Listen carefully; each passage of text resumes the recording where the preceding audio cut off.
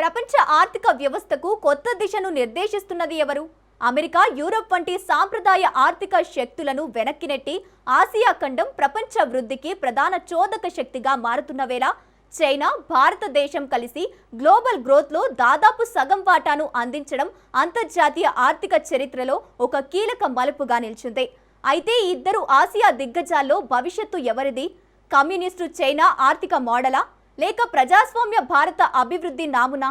మరోవైపు ఇదే ప్రాంతంలో ఉన్న పాకిస్తాన్ ఎందుకు రోజురోజుకి ఆర్థిక వ్యూహాత్మక సంక్షోభంలో కూరుకుపోతుంది? ఆసియా శతాబ్దాన్ని నిర్వహిస్తున్న ఈ మూడు దేశాల వాస్తవ పరిస్థితులపై ఇప్పుడు చూద్దాం. అంతర్జాతీయ భౌగోళిక రాజకీయ ఆర్థిక చదరంగంలో ప్రస్తుత 2026వ సంవత్సరం ఒక చారిత్రాత్మక మైలురాయిగా నిలిచిపోనుంది. ప్రపంచ ఆర్థిక వృద్ధి రేటులో కేవలం 2 ఆసియా దేశాలే సింహ భాగాన్ని శాసిస్తూ ఏకంగా 43.6% వాటాను అందించడం ఒక అసాధారణ పరిణామం. ఇందులో చైనా ఒంటరిగా 26.6% వృద్ధిని నమోదు చేయగా, భారతదేశం రికార్డు స్థాయిలో 17.0% వాటాను అందిస్తూ గ్లోబల్ గ్రోత్ ఇంజన్లుగా అవతరించాయి. America, Germany, Brazil, Saudi Arabia, Vietnam, Nigeria, Turkey మరియు ఇండోనేషియా వంటి బలమైన దేశాల ఆర్థిక వృద్ధిని మొత్తంగా కలిపిన భారత్, చైనాల ఉమ్మడి రికార్డు ముందర అవి సరితూగలేకపోవడం విశేషం. పశ్చిమ దేశాల శతాబ్దాల నాటి ఆర్థిక ఆధిపత్యానికి చరమగీతం పాడుతూ ప్రపంచ ఆర్థిక వ్యవస్థను ఆసియా ఖండం ఏకపక్షంగా శాసిస్తుందనడానికి ఈ గణాంకాలే సజీవ సాక్ష్యం. అయితే ఇద్దరు గ్లోబల్ జాయింట్స్ మధ్య నడుస్తున్న అంతర్గత పోటీని పరిశీలిస్తే రాబోయే రోజుల్లో కమ్యూనిస్టు చైనా కంటే ప్రజాస్వామ్య భారతదేశమే మరింత నిలకడమైన, నమ్మకమైన మరియు సుస్థిరమైన మహాశక్తిగా ఎదగబోతుందనే వాస్తవాన్ని అంతర్జాతీయ ఆర్థిక నిపుణులు బలంగా అంగీకరిస్తున్నారు. చైనా సాధిస్తున్న వృద్ధి రేటు ఒక నియంతృత్వ, కేంద్రీకృత కమ్యూనిస్టు వ్యవస్థపై ఆధారపడి ఉంటే, భారతదేశ వృద్ధి పూర్తి పారదర్శకమైన ప్రజాస్వామ్య పునాదులపై నిర్మితమైంది. చైనాలో షీ జిన్పింగ్ ఏకపక్ష నిర్ణయాలు, కఠినమైన నియంత్రణలు మరియు అంతర్గత రాజకీయ అణచివేతల కారణంగా విదేశీ పెట్టుబడిదారులలో నమ్మకం వేగంగా సన్నగిల్లుతుంది. దీనికి భిన్నంగా భారతదేశంలో స్థిరమైన రాజకీయ నాయకత్వం, బలమైన చట్టబద్ధ పాలన మరియు పారదర్శకమైన మార్కెట్ విధానాలు ఉండటం వల్ల అంతర్జాతీయ సంస్థలు చైనా నుండి తమ పెట్టుబడులను ఉపసంహరించుకొని చైనా +1 వ్యూహంలో భాగంగా భారత్ వైపు అడుగులు వేస్తున్నాయి. గ్లోబల్ సప్లై చైన్ వ్యవస్థలో నమ్మకమైన భాగస్వామిగా భారత్ ఎదుగుతుంటే, చైనా తన విస్తరణవాద ధోరణి మరియు పొరుగు దేశాలపై చూపిస్తున్న సైనిక దురాక్రమణల కారణంగా అంతర్జాతీయంగా ఒంటరవుతుంది. రాజకీయ స్థిరత్వం, మానవ వనరుల సంపూర్ణ స్వేచ్ఛ మరియు పారదర్శకమైన ఆర్థిక సంస్కరణల పరంగా చూస్తే చైనా యొక్క ఏకపక్ష రాజకీయ శైలి కంటే భారతదేశ ప్రజాస్వామ్య శైలి రాబోయే దశాబ్దాలలో అత్యంత సురక్షితమైన మరియు వేగవంతమైన ఆర్థిక వృద్ధికి రాజమార్గంగా నిలుస్తుందని స్పష్టమవుతుంది. చైనా మరియు భారతదేశాల వృద్ధి రేట్ల వెనుక ఉన్న అంతర్గత ఆర్థిక నిర్మాణాన్ని పరిశీలిస్తే భారత్ స్పష్టమైన ఆధిక్యతను కనబరుస్తుంది.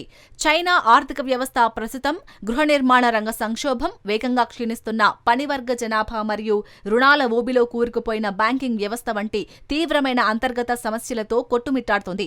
చైనా వృద్ధి రేటు ఇప్పటికే గరిష్ట స్థాయికి చేరి క్రమంగా మందగమన దశకు చేరుకుంటుంటే, భారతదేశం తన అనుకూలమైన జనాభా లబ్ధి మరియు యువశక్తితో సరికొత్త ఆర్థిక విప్లవాన్ని సృష్టిస్తుంది. డిజిటల్ పబ్లిక్ ఇన్ఫ్రాస్ట్రక్చర్ తయారీ రంగంలో PLI పథకాలు మరియు స్టార్టప్ సంస్కృతి ద్వారా దేశీయ మార్కెట్ బలంగా పుంజుకుంటుంది. చైనా వృద్ధి కేవలం ఎగుమతులపై ఆధారపడి ప్రపంచ మార్కెట్ల ఒడిదుడుకులకు గురవుతుంటే, భారతదేశం బలమైన అంతర్గత వినియోగం మరియు విస్తరిస్తున్న మధ్యతరగతి వర్గం ఆధారంగా స్వయం సమృద్ధిని సాధిస్తుంది. పాలకులు చెప్పే కాగితపు అంకెలను కాకుండా ఈ క్షేత్రస్థాయి వాస్తవికతను అంతర్జాతీయ సమాజం ఇక ఎంత మాత్రం పక్కన పెట్టలేదు, నిర్లక్ష్యం చేయలేరు. భారతదేశం సాధిస్తున్న ఈ సుస్థిర ఆర్థిక ప్రగతి వెనుక ఉన్న నూతన సాంకేతిక, పారిశ్రామిక విప్లవాన్ని చైనా విదేశాంగ వ్యూహకర్తలు సైతం ముందే పసిగట్టారు. ప్రపంచ ఉత్పాదక రంగంలో ఒకప్పుడు చైనాకు ఉన్న ఏకఛత్రాధిపత్యాన్ని నేడు భారత్ తన మేక్ ఇన్ ఇండియా మరియు సరికొత్త గ్లోబల్ సెమీకండక్టర్ హబ్ వ్యూహాల ద్వారా సవాల్ చేస్తుంది.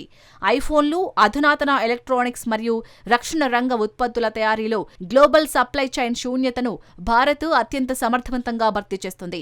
చైనా ఆర్థిక వ్యవస్థ గ్లోబల్ మార్కెట్ల సెంటిమెంట్లపై ఆధారపడి ఒడిదుడుకులను ఎదుర్కొంటుంటే, భారతదేశం తన అంతర్గత డిజిటల్ నెట్వర్క్, స్టార్టప్ ఎకోసిస్టమ్ మరియు బలమైన బ్యాంకింగ్ సంస్కరణల ద్వారా స్థిరమైన నమ్మకాన్ని సృష్టిస్తుంది.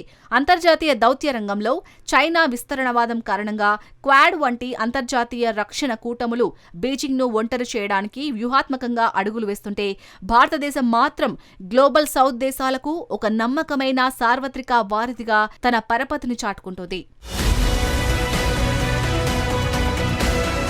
ఈ ఇద్దరు ఆసియా దిగ్గజాలు ప్రపంచాన్ని శాసిస్తున్న తరుణంలో పొరుగునే ఉన్న పాకిస్తాన్ మాత్రం ఒక భయంకరమైన అంతర్గత పతనంలోకి జారుకోవడం భౌగోళిక రాజకీయాలలోని అతిపెద్ద వైరుధ్యం. పాకిస్తాన్ పాలకులు అంతర్జాతీయ వేదికలపై తమ జీడీపీ వృద్ధి చెందుతోందని, రక్షణ బడ్జెట్ను పెంచామని ఎంత డాబింకాలు మరియు ఉత్తర ప్రగల్భాలు పలికినా అక్కడి క్షేత్రస్థాయి దౌర్భాగ్య స్థితికి వాటికి ఏమాత్రం పొంతన ఉండదు. అసలు సరిపోలవు. ఇరాన్ సరిహద్దులలో సామాన్య పౌరులు తీవ్రమైన ఎండలను, ప్రాణాలను పణంగా పెట్టి బైక్లపై పెట్రోల్ అక్రమ రవాణా చేస్తున్నారంటే ఆ దేశ ఆర్థిక వ్యవస్థ ఎంత దయనీయంగా కుప్పకూలిందో అర్థం చేసుకోవచ్చు. భారతదేశంతో సైనిక పోటీ కోసం తన వనరులన్నింటినీ రక్షణ రంగానికి దారపోస్తూ చైనా అప్పుల ఊబిలో చిక్కుకున్న పాకిస్తాన్కు కనీసం తన పౌరుల ఆకలి తీర్చే శక్తి కూడా లేదు. చిన్న ప్రమాదాలకే బైకులు పేలి జనం సజీవ దహనమవుతున్నా ఆకలి చావులు తప్పవనే భయంతో ప్రజలు ఈ మృత్యు యాత్రలను ఎంచుకుంటున్నారు. దీనికి తోడు పాకిస్తాన్ ఆక్రమిత కాశ్మీర్లో నిత్యావసర వస్తువుల ధరలు పెరగడంతో ప్రజలు పాక్ సైన్యానికి వ్యతిరేకంగా బహిరంగంగా తిరుగుబాటు చేస్తున్నారు. వారు భారత కాశ్మీర్లోని అభివృద్ధిని చూస్తూ తమ పాలకులను నిలదీస్తుండడం ఇస్లామాబాద్కు కోలుకోలేని దెబ్బ. అమెరికా మరియు పశ్చిమ దేశాల కూటములను దాటి భారత్ తన వ్యూహాత్మక స్వయం ప్రతిపత్తితో, చైనా కంటే మెరుగైన విశ్వసనీయతతో ప్రపంచ ఆర్థిక రథసారథిగా మారుతుంటే, భారతదేశం గుడ్డి ద్వేషంతో ఉగ్రవాదాన్ని, సైనిక బడ్జెట్ను నమ్ముకున్న పాకిస్తాన్ మాత్రం అంతర్గత ఆర్థిక పతనం మరియు పీఓకే తిరుగుబాట్ల భారంతో రోజురోజుకు వినాశనం వైపు దూసుకుపోతుంది. భారతదేశంపై గుడ్డి ద్వేషంతో అక్రమంగా పీఓకే భూభాగంలో చైనా నిర్మించిన China Pakistan economic corridor project నేడు ఇరు దేశాల మెడకు వ్యూహాత్మక భారంగా మారింది. పాకిస్తాన్ అప్పులను తీర్చలేక దేశీయంగా కనీస విద్యుత్, పెట్రోల్ మరియు గోధుమ పిండిని కూడా ప్రజలకు అందించలేక చైనా కాళ్లపై పడి రోదిస్తోంది. పాక్ పాలకులు ప్రపంచ దేశాల ముందర ఎంత అంతర్జాతీయ నటన ప్రదర్శించినా అక్రమ చమురు రవాణా కోసం సామాన్యులు సరిహద్దుల్లో ప్రాణాలు విడుస్తున్న దృశ్యాలు ఆ దేశ దివాలా కోరుతనాన్ని నిరూపిస్తూనే ఉన్నాయి. అణ్వాయుధాలు మరియు భారీ మిలిటరీ బడ్జెట్లు ఉన్నంత మాత్రాన దేశాలు ఆర్థిక మహాశక్తులు కాలేవని, ప్రజాస్వామ్య బలం మరియు పారదర్శకమైన ఆర్థిక ప్రణాళికలు ఉన్న భారతదేశమే రాబోయే శతాబ్దపు ఏకైక గ్లోబల్ లీడర్ అని కాలం స్పష్టంగా నిరూపిస్తుంది. మొత్తంగా చూస్తే ప్రపంచ ఆర్థిక శక్తి సమీకరణాలు పశ్చిమ దేశాల నుంచి ఆసియా వైపు వేగంగా మారుతున్నాయి. చైనా ఇప్పటికీ ఒక భారీ ఆర్థిక శక్తిగానే ఉన్నప్పటికీ పారదర్శక పాలన, యువ జనాభా, డిజిటల్ విప్లవం, తయారీ రంగ విస్తరణ మరియు అంతర్జాతీయ విశ్వసనీయత వంటి అంశాలలో భారత్ స్పష్టమైన ఆధిక్యాన్ని ప్రదర్శిస్తోంది. ఇదే సమయంలో అభివృద్ధి కంటే రక్షణ వ్యయాలకు, ఆర్థిక సంస్కరణల కంటే రాజకీయ డాబింకాలకు ప్రాధాన్యమిచ్చిన పాకిస్తాన్ మాత్రం అంతర్గత పతనంతో పోరాడుతుంది. రాబోయే దశాబ్దాల్లో ఆసియా శతాబ్దాన్ని ఎవరు నడిపిస్తారు అనే ప్రశ్నకు సమాధానం క్రమంగా స్పష్టమవుతుంది. ప్రపంచ ఆర్థిక రథానికి ఇంధనం అందించే దేశంగా భారత్ ఎదుగుతుండగా దానికి అనుగుణంగా ప్రపంచ రాజకీయాలు, వాణిజ్యం, వ్యూహాత్మక సమీకరణాలు కూడా కొత్త రూపాన్ని సంతరించుకోబోతున్నాయి.